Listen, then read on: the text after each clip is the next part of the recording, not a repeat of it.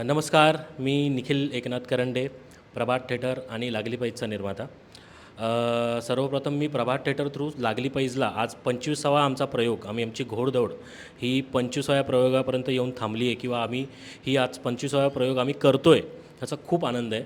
आणि या सगळ्या प्रयोगामध्ये मी सगळ्याच गोष्टी म्हणजे पहिलेपासून प्रभात थिएटरचा निर्माता होण्यापासून ते लागली पैजचा निर्माता होण्यापर्यंत मी या सगळ्या गोष्टी हळूहळू करत जेव्हा मी आतमध्ये यायला सुरुवात केली, पहिली गोष्ट म्हणजे मी प्रभात थिएटरचा निर्माता होण्याअगोदरचं कारण असं की हर्षद काठापूरकर हे जे माझे मित्र आहेत, त्यांच्याबरोबर माझ्या काही वेगळ्याच गोष्टी चालू होत्या की इंडस्ट्रीमध्ये आपण काहीतरी एक मराठी चित्रपट घेऊन यावा आणि आपण पहिली सुरुवात या चित्रपटाच्या मार्फत करावी. परंतु काय झालं, हे सगळं करत असताना पहिलं नाटक मी दीनानाथमध्येच पाहिलं. हे नाटक पाहताना पहिल्यांदा असं माझं झालं की मी कोकणातला असल्यामुळे नमनाचे प्रकार आमच्या गावात हे खूप चालतात आणि माझे स्वतः आजोबा बाळू धोंडू करंडे हे नमनाचे खूप तिकडचे गाजलेले कलाकार होते. त्याच्यामुळे नमन आणि नाटक हे मला सिमिलर वाटायला लागलं की आयुष्यात काहीतरी एक वेगळं करावं, तर या नमनाच्या मार्फत जर नाही करता आलं तर नाटकाच्या मार्फत तरी आपण सुरू करावं. एकतर माझे वडील जे आहेत ते 3 भाऊ, तर तिन्ही भावांनी स्वतःच्या वडिलांची जी काही कलाकारी होती ती पुढपर्यंत घेऊ शकले नाहीत. ते गव्हर्मेंट जॉबमध्ये लागले. तिकडून आम्ही मुलं झालो, तेही गव्हर्मेंट जॉबमध्ये लागले, कुठेतरी काही प्रायव्हेट कंपनीत लागले. कोणीतरी हा विडा उचलावा, तर नमनाच्या प्रकारामध्ये नाटकाचा निर्माता होऊन म्हणून आपण आतमध्ये बाहेर यावं, ही माझ्या मनामध्ये कुठेतरी एक छोटीशी कल्पना होती की आपण एकतर कलाकार म्हणून जरी नाही गेलो, तर एक निर्माता म्हणून लोकांसमोर काहीतरी एक चांगलं नाटक जे लोकांपर्यंत पोचेल आणि चांगल्या पद्धतीने आपण लोकांपर्यंत पोचू, हे माझ्या मनात होतं. हर्षद काठापूरकरांना मी एवढंच सांगितलं की आज पहिली सुरुवात आपण पहिल्या नाटकापासून करूया.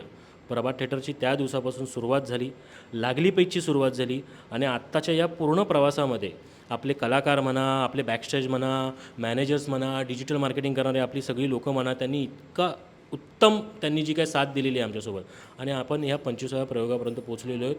माझ्या मनात ज्यावेळी लागली पैजचा निर्माता झालो होती, हे कसं होईल, काय होईल, कुठपर्यंत पोचू. आज 25व्या प्रयोगापर्यंत पोचलो आहे. उद्या 50 होतील, 100 होतील, 200ची घोडदौड होईल आणि सगळ्यांना माझ्या मतेने जेवढे कलाकार आहेत त्यांनी सगळ्यांनी जी काही स्वतःहून इनपुट्स देऊन जे इकडे काम करत आहेत किंवा त्यांनी ते कलाकारी सादर करत आहेत. आयुष्यात मी पहिल्यांदा जे काही पहिलं नाटक केलं त्याच्यामध्ये हे नाटक हे लोकांपर्यंत पोचतं आहे. लोकं येऊन त्याला दाद देत आहेत, साथ देत आहेत की हे नाटक माझ्याशी निगडीत आहे.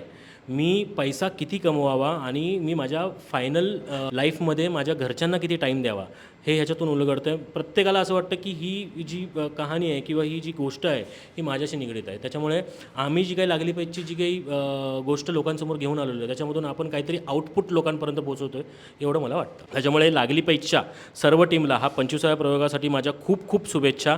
आणि ज्यांनी स्वतःचं इनपुट्स दिलेले आहेत आणि या लागली पैजसाठी जे काय योगदान दिलेलं आहे त्यांच्यासाठी माझ्या इतक्या शुभेच्छा आहेत की ते पाठबळ देऊन बॅकस्टेज असेल, मॅनेजर्स असतील, जेवढी लोकं आहेत, लाईट्सवाले असतील, तेवढ्या सगळ्यांनी मनापासून काम केलेलं आहे. त्याच्यामुळे त्यांच्यासाठी थँक्यू सो मच. असेच 50व्या प्रयोगापर्यंत, 100व्या आणि 200व्या प्रयोगापर्यंत आमच्यासोबत राहा. Thank you so much.